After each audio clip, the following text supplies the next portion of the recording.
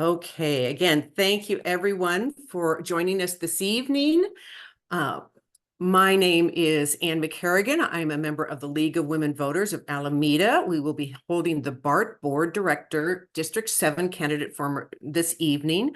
The forum is being co-hosted by the Alameda, Berkeley-Albany-Emeryville, and Oakland Leagues. As you know, this is being recorded and it will be available to those who were not able to attend this evening. The League of Women Voters is a nonpartisan political organization that encourages informed and active participation in government and fights to make democracy work through education and advocacy. The League never supports or opposes candidates or political parties. It does make recommendations on ballot measures based on review and existing positions. Our local leagues participate in vote411.org, an online collection of candidates' information. We encourage you to view the candidates' information there. If you have moved or changed your name or wish to change your party affiliation since you last registered, you will need to re-register. Online voter registration is available at the Secretary of State's website, sos.ca.gov. It's secure and easy. The deadline to register to vote online is October 21st. Voters may also register to vote on Election Day and vote provisionally. Ballots will begin to be mailed out on October 7th. You can vote in person, by mail, or place your ballot in an official Alameda County ballot drop box. Whatever you choose, please remember to cast your ballot on or before Election Day, which is November 5th. I'd like to remind everyone that the candidates have all agreed to participate under the ground rules set for the forum. The League is very proud of their history of civil discourse and nonpartisan forums. This is an educational event, not a debate. Before we get started, there are some details to review that will help you interact with the session. Microphones are muted for everyone except the candidates and the moderator. Video images will show the candidates and the moderator. Candidates will stay on screen for the entire forum and will mute until it is their turn to speak. We are recording this forum and it will be posting it via our websites and YouTube for the broader community to access. There are 2 candidates running for this elected office. All candidates were invited to participate in the forum. We will begin shortly with opening statements. Our candidates will have up to 1 minute to deliver their statement. We will be handling questions for the candidates in the following manner. The League is proud of its outreach to the community. Questions for this forum have been solicited in advance from the community and from our local leagues. We have screened the questions to ensure that they are fair and unbiased and to avoid duplication and anything inappropriate. The order of answering the questions will alternate, and each candidate will have 2 minutes to respond to each question. The chat function will not be active. Candidates, please keep an eye on the timekeeper screen. The clock will signal the candidates of their remaining time, and when their turn is up, as moderator, I may verbally give prompts as well.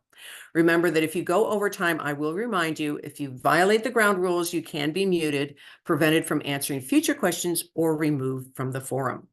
There will be no separate rebuttals. Following the questions, each candidate will have 1 minute for a closing statement. The order of the candidates have been assigned and they will appear on your ballot.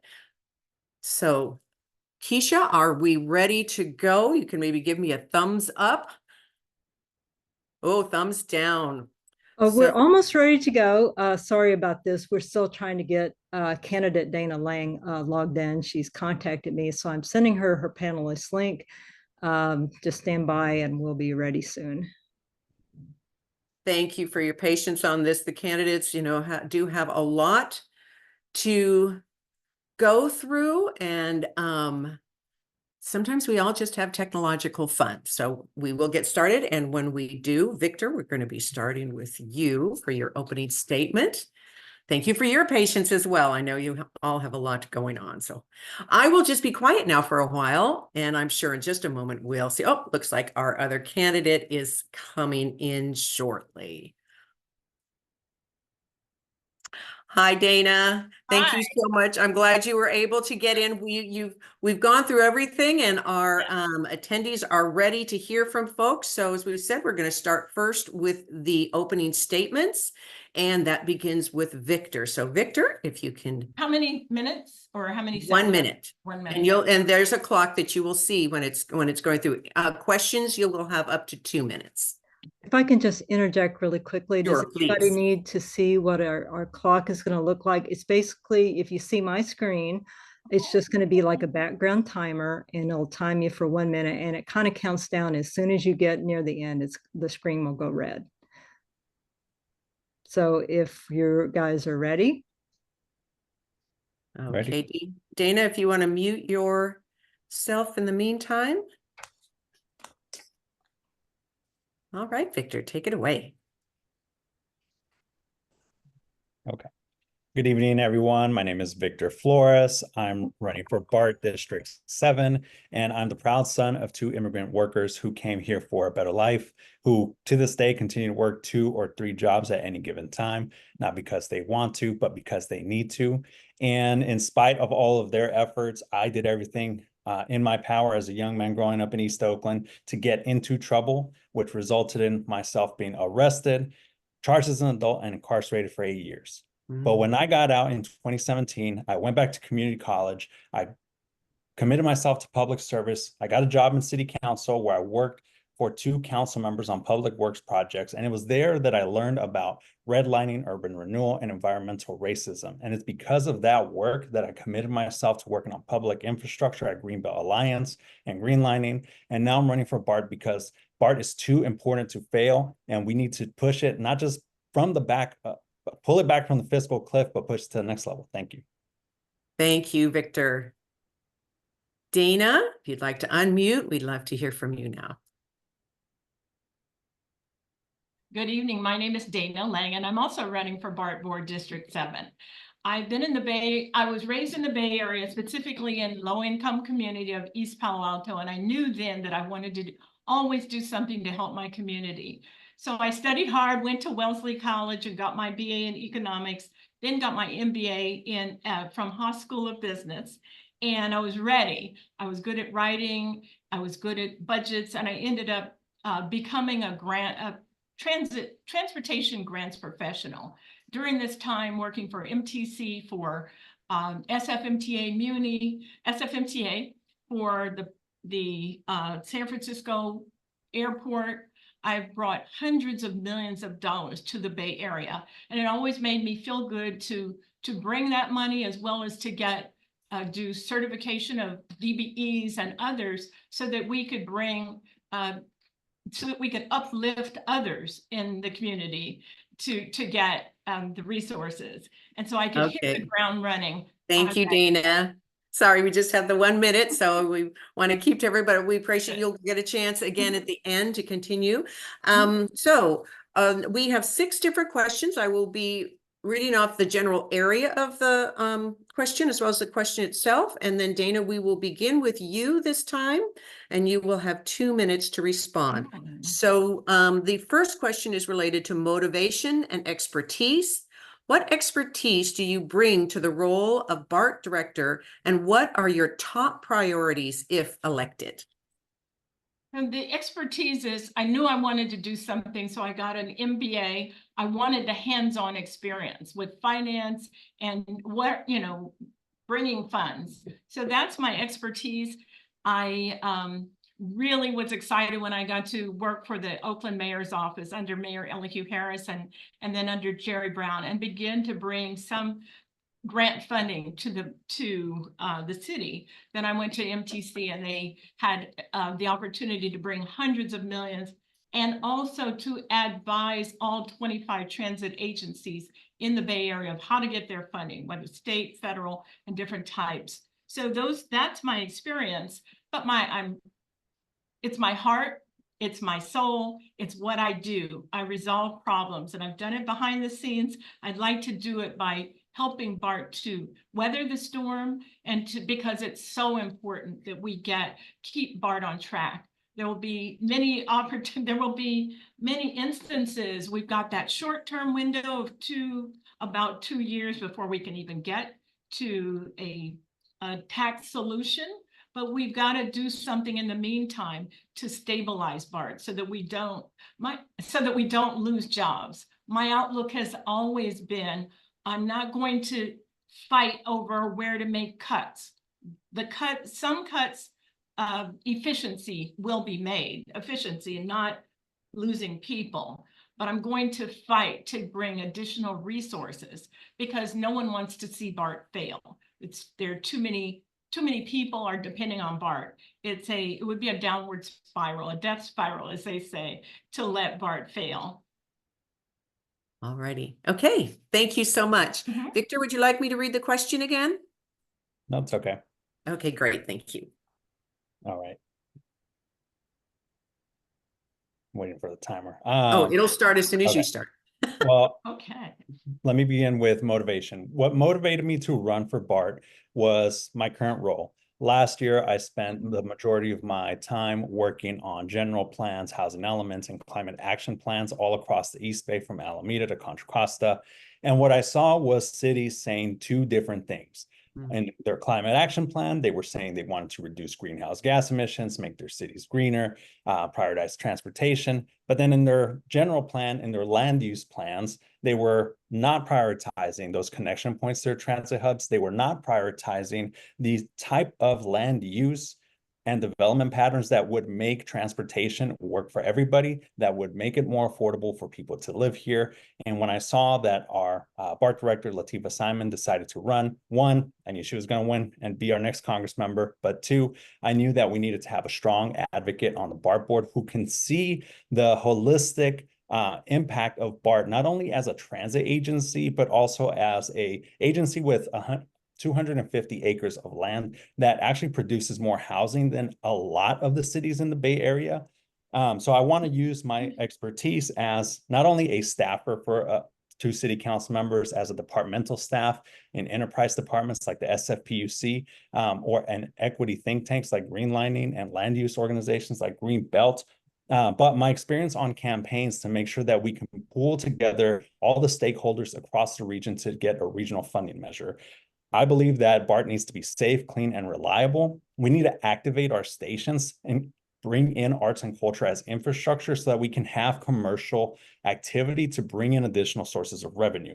We need to become investors in our own real estate so that we can feed back those profits into transit operations, capital programs, and more real estate development, especially our affordable housing portion. Thank you, Victor. Okay, so the next question will go to you, and this is in regards to revenue and ridership. Paid BART ridership is down.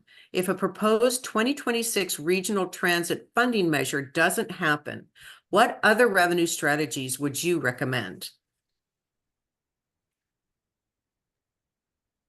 Thank you. This is an important question because there's absolutely no guarantee that any regional measure we put on the ballot is going to pass. So we need to start thinking about how to increase our revenue. And I look at it in a couple of different ways. Part one is that community hub idea where we activate our stations. And the way I think of it is starting an entrepreneurial pipeline at our real estate. So you can go from pop-up to kiosk, and then eventually a brick and mortar to help out not just BART, but all of our communities. That will help incentivize riders to take BART because we have to give them a reason to use it. And if we're working from home now, then the majority of our riders who used to commute are simply not going to use it. So we need to create a reason. We need to turn each station into its own destination point. And then we actually need to look at models like Hong Kong. Their transit system actually invests in their real estate so that they can feed it back into the operations. Most people also don't know that Tokyo's transit agencies are privately owned, and the way that they are profitable is by investing in real estate. So what they do is they're about 30% of their operating budget comes from fares.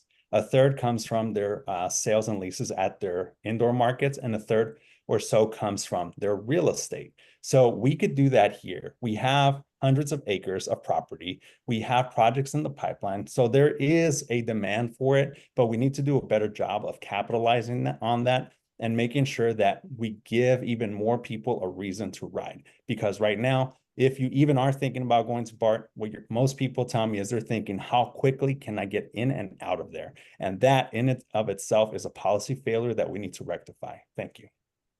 Thank you, Victor. Dana, would you like me to read the question again? Yes. Paid BART ridership is down. If a proposed 2026 regional transit funding measure doesn't happen, what other revenue strategies would you recommend?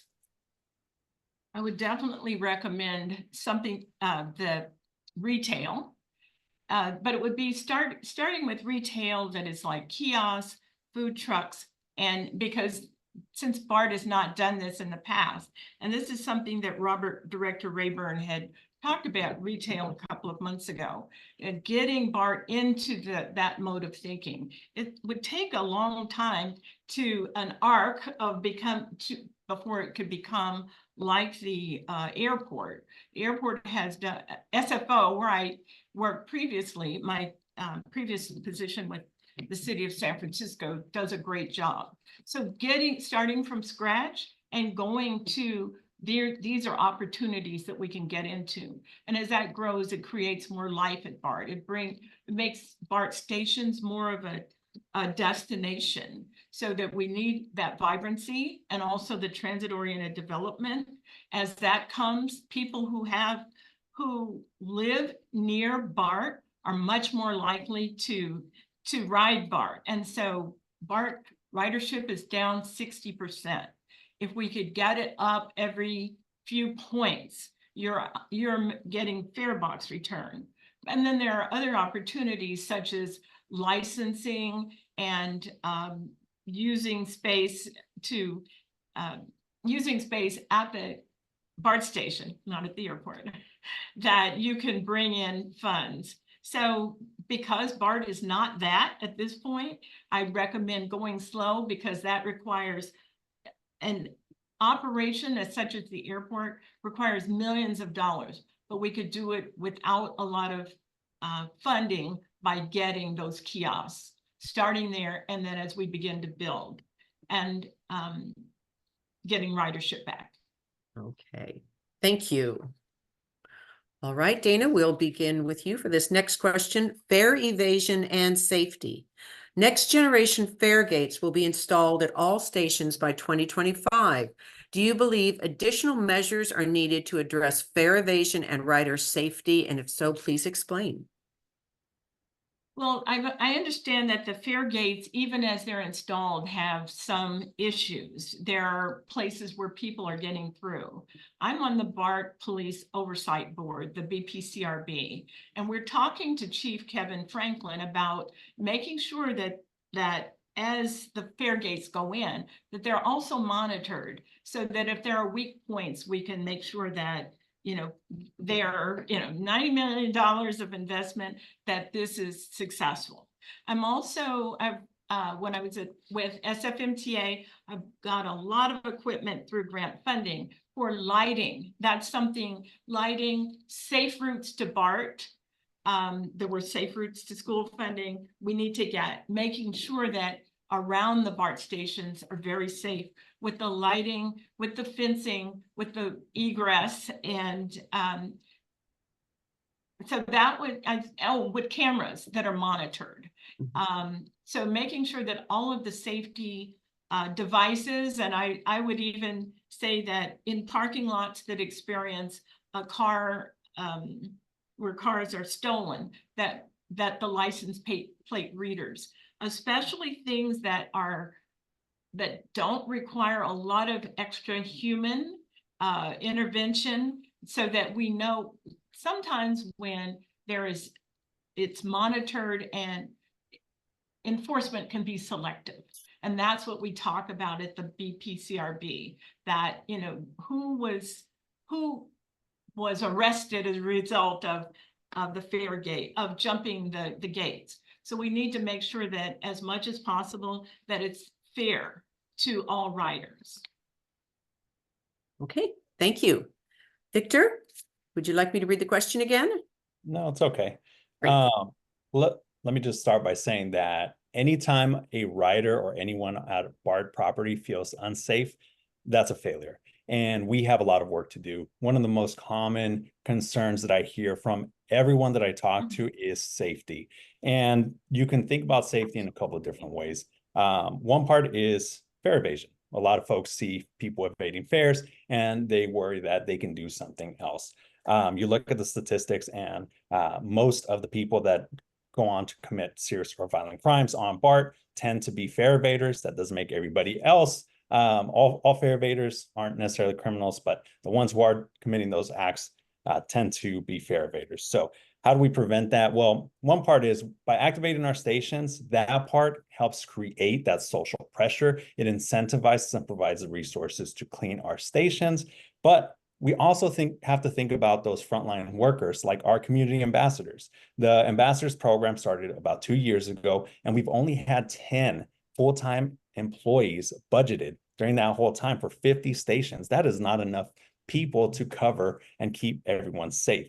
We need to invest in our fare inspectors, and we need to reserve our armed officers to respond to the most serious and violent crimes so that we can maintain our under 5-minute response time. It's one of the fastest response times in the entire Bay Area.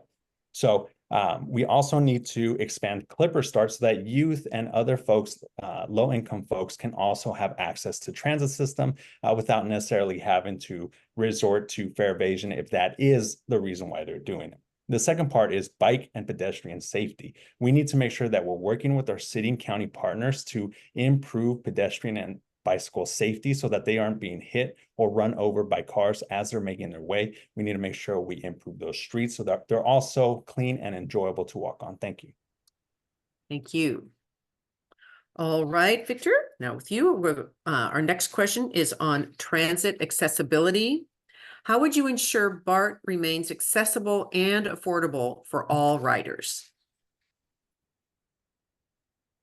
Well, if we want to make sure that BART is accessible and affordable for all riders, we need to change our funding structure. Right now, BART is required to get most of its operating revenue from our fares, which means that anytime costs of operations go up, the fallback is to increase fares. And because of that, it continues to become more and more inaccessible to our communities, which are already suffering from the high cost of living, the high cost of groceries and other basic necessities. So in order to make it more accessible and affordable, we have to fundamentally change our operating revenues. And we can do that, again, by investing in our own real estate, by investing in turning our stations into into destination points and increase ridership for our non-commuters. And when we do that, we can actually diversify our revenues enough that we can say, hey, our operating costs are going up, then let's make sure we invest in more projects rather than asking the rider to continue paying that cost. So that's one part. The other part is we already have 2 major programs, Clipper Start, which targets seniors, low income, and youth. And then we have Bay Pass, which is a general system-wide pass for all of our transit agencies that's funded usually through employers or schools. If we can get the numbers right so that agencies don't come out of pocket on the back end, then what the Bay Pass does is gives you an unlimited access to all transit agencies. So getting our biggest employers, our biggest schools to pay into that and give those benefits out means that those folks would not have to pay for the Bay Pass. They would just get it from their employer or school and then just hop on and have unlimited access. And we've already seen that that has dramatically increased the amount of rides that those people take. Thank you. Thank you. Dana, would you like me to repeat the question? Yes. So how would you ensure BART remains accessible and affordable for all riders?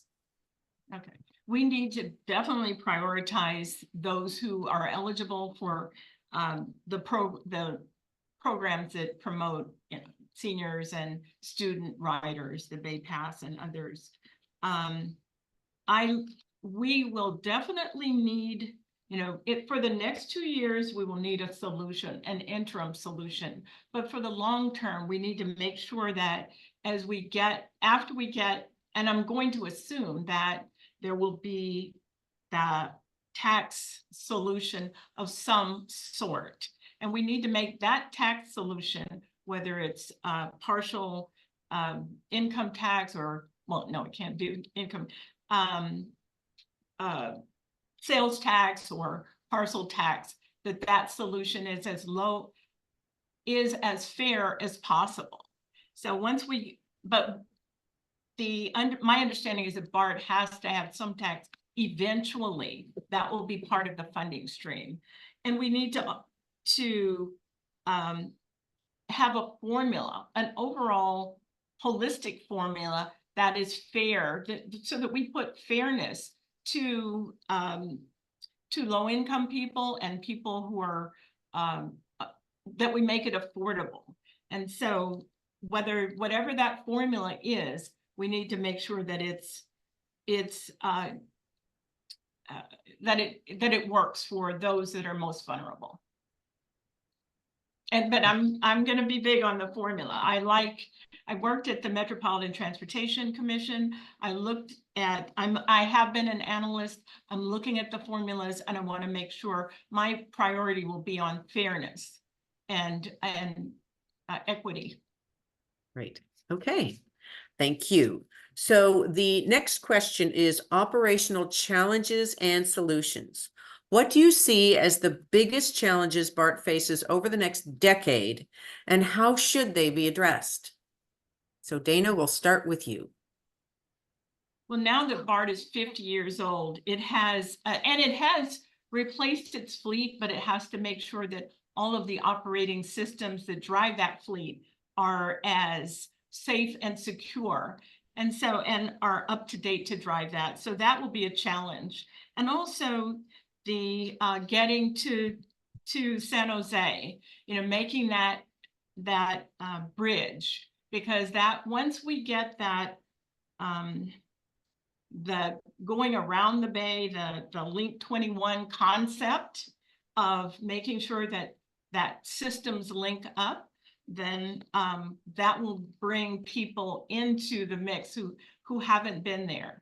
I was doing some work on the Link 21 concept and meeting with community groups, and most people wanted the ability to go wherever they wanted to enjoy the Bay Area, but so many of the systems stopped short of that. So linking up different counties and VTA with San Jose VTA project is a huge part of that, and making sure that it's safe, that operationally that we can make sure that all the systems, not just the new fleet, not just the fare gates, but that everything is supported in a way that is safe for people, safe for workers. Cleanliness is another big priority, and making sure that it's stably funded. Okay, thank you. Victor, would you like to hear the question again? Are you ready to go? I'm ready. Well, it all goes back to funding. How much, how diverse, how sustainable is our funding? Because the biggest operational challenge is how can we recruit and retain our staff who are working mandatory overtime, who are busting their backs, trying to keep the system running. So making sure that we have the funding to invest in those folks, to retain them, and to address some of the concerns that they have, such as not just paying benefits, but most importantly, safety. Are they safe when they go to work? Because it's also them who are experiencing that lack of safety, as well as the rider. So that's the number one component, making sure we can diversify our revenue and be sustainable to help recruit and retain the best staff possible. The second part is all of our infrastructure. It's old, and the trains, while they have been replaced, we still have significant improvements that we have to make. So on that point, I actually want to thank the League of Women Voters for your oversight over RM3, our regional measure that is helping to modernize our stations with canopies in San Francisco, as well as with the new train control system. So we need to invest in the safety of our infrastructure so that we don't have not only service interruptions, but we also don't have any injuries. If you're familiar with BART's maintenance history, you know that every once in a while, we have some pretty big service interruptions that are due to infrastructure that doesn't work. But we also have to be resilient.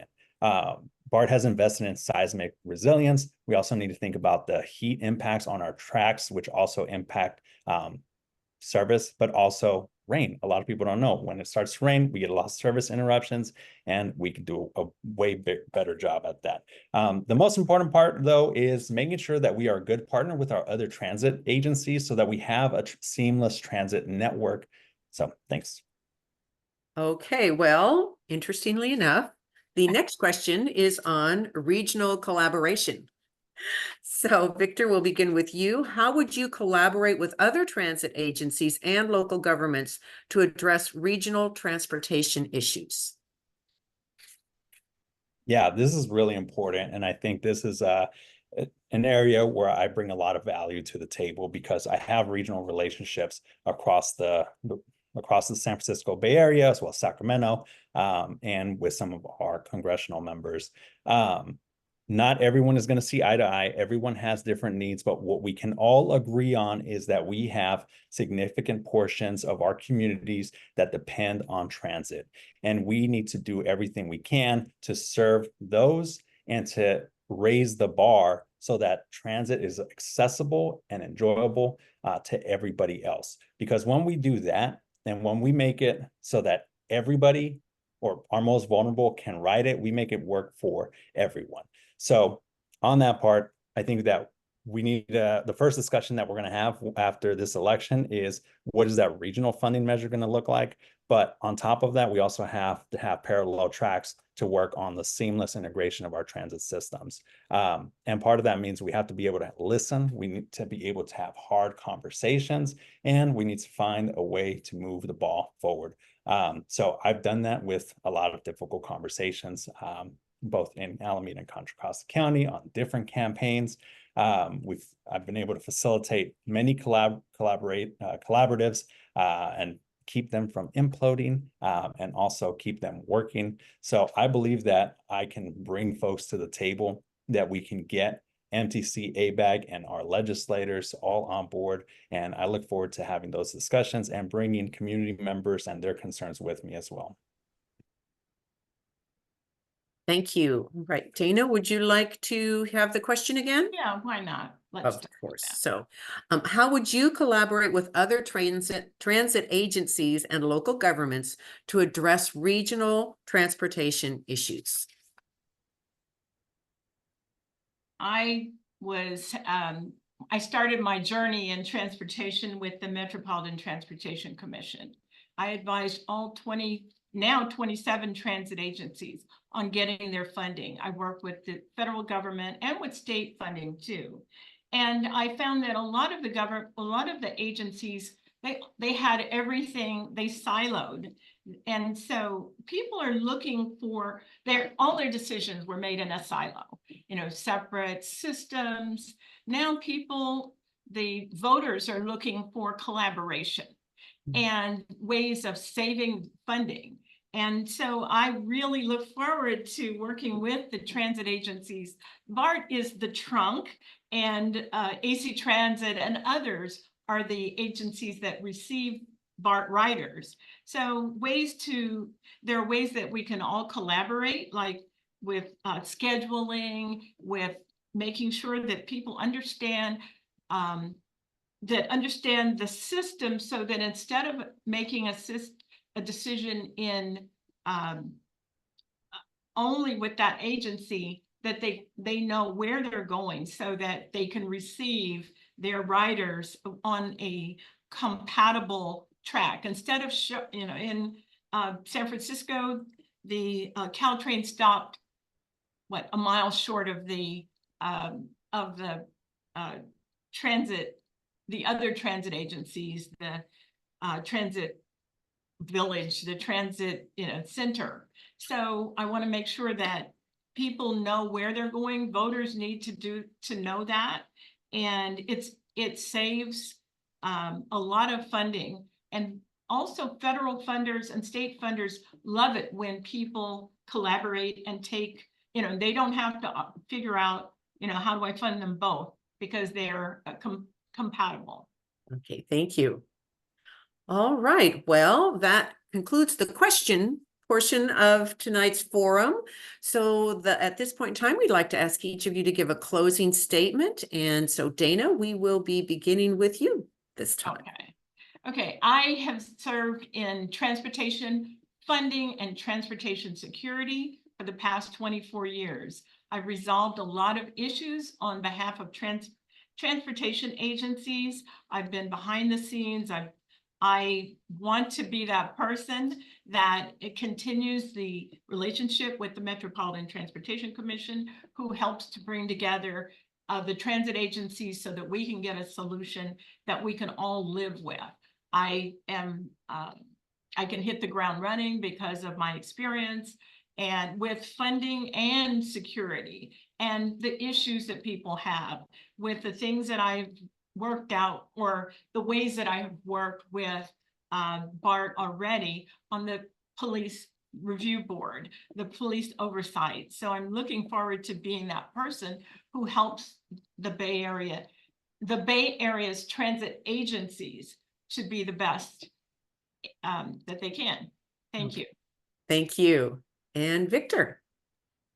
First, thank you all so much for the work that you all do to run these endorsements. I just want to say that I'm excited about the opportunity to serve on BART, to serve the Bay Area, to bring my life experience and work experience here, to pull back BART from the fiscal cliff and to push it to the next level. I'm proud to have earned the endorsements of the San Francisco Women's Political Committee, our Attorney General Rob Bonta, BART Director Latifah Simon, our future Congress member, as well as almost all of our assembly members and state senators in the area. I'm also proud of the support of having both the San Francisco and Alameda County Democratic parties, and the Alameda County Labor Council. I'm proud that out of all the things I can get the San Francisco moderates and progressives to agree on, I'm the one thing that they can all get behind. I look forward to working with all of you. Thank you so much and have a great night. All right. Thank you. Thank you both so much. Thank you for taking the time and also for putting yourself out there to run for office. It's appreciated. As I'd mentioned before, we do not endorse candidates. So this is informational for our audience. So now we know some of you have not had your particular question answered. We hope that you will contact the candidates directly for additional information. And again, thank you to the candidates for participating this evening. Thank you for taking time to become an educated voter. We also had many volunteers participating and want to thank them for their help. I always have to do a shout out to Keisha because she does a great job behind the scenes. And I know so many other members of the league work to make this forum go so smoothly. We welcome any of you to join the League of Women Voters in doing the hands-on work to empower voters and defend democracy. Please visit any one of our websites and you will find more information there. And then again, most importantly, please vote on Tuesday, November 5th, 2024. Thank you and enjoy the rest of your evening. Thank you.